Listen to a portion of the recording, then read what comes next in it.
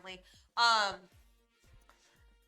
This dress is more expensive. I would have to win basically double the amount of contests to get my money back. But with inflation, you never know, that prize money could also be more. So it's something I'd be willing to check out. I'm definitely going to make another zombie bride costume. I could restore the dress and hang it for the daughter I'm never having to never want to wear anyway. But that seems like a poor use of closet space. So it will be repurposed into an amazing zombie bride costume one of these years. I love Halloween. It's my favorite holiday. I love dressing up. And like as an adult, you can't just like randomly wear a princess outfit out without people looking at you funny. They're like, oh, What do you do? did you escape the mental institution again? Do we need to call somebody? Yeah, you just can't go out dressed like a princess. You can until college. Basically, it's through college. In college, I remember showing up in some pretty wild outfits. I'd be like, hey, I'm going to this random hangout. I'm going to wear a prom dress. Like, for no reason. But at that point, you're like 22 and you look good in everything, so nobody cares what you're wearing or if you're wearing. They don't care when you're 22. Now, if I were to go out and show up in like a princess gown to like a Sunday picnic, people would kind of be looking at me funny. They'd be like,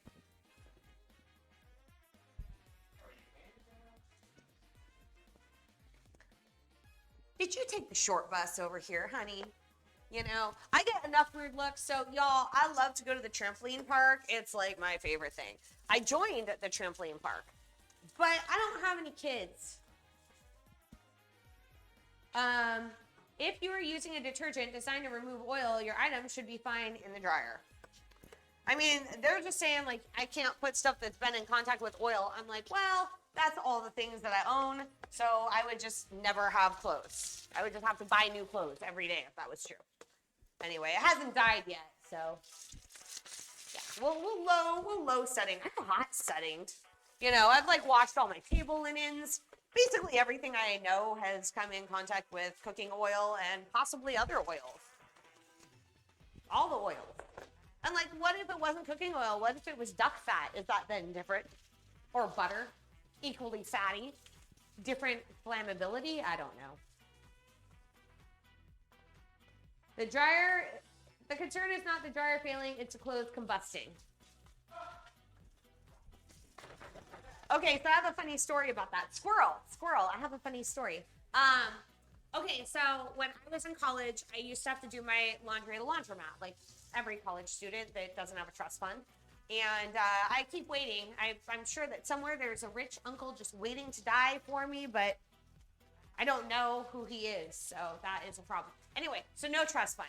I used to go and like, I would like load all of my clothes and like 3 weeks of clothes into this like one giant bin. I would like sit on it and get them all in there. And then I would bungee cord it to my skateboard and push it 2 blocks to the laundromat because I lived in this beach town in San Diego. I went to San Diego State College, by the way. And I lived in Ocean Beach, San Diego, which now is just a total shithole. And then was also a shithole, but it was like a little less shitty of a shithole. But there was never any parking.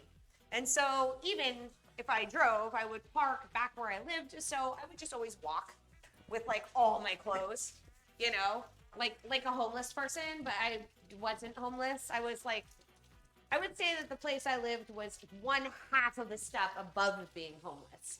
Like, I lived in this little, okay, anyway, back to the laundry story. I saw another squirrel, but I'm going to move forward. I'm going to ignore that squirrel. So one day I'm doing laundry and I'm in there and all of a sudden, dude, I saw somebody's clothes combust in a dryer. It was like a construction worker who had gotten, I don't know, like fuel or something on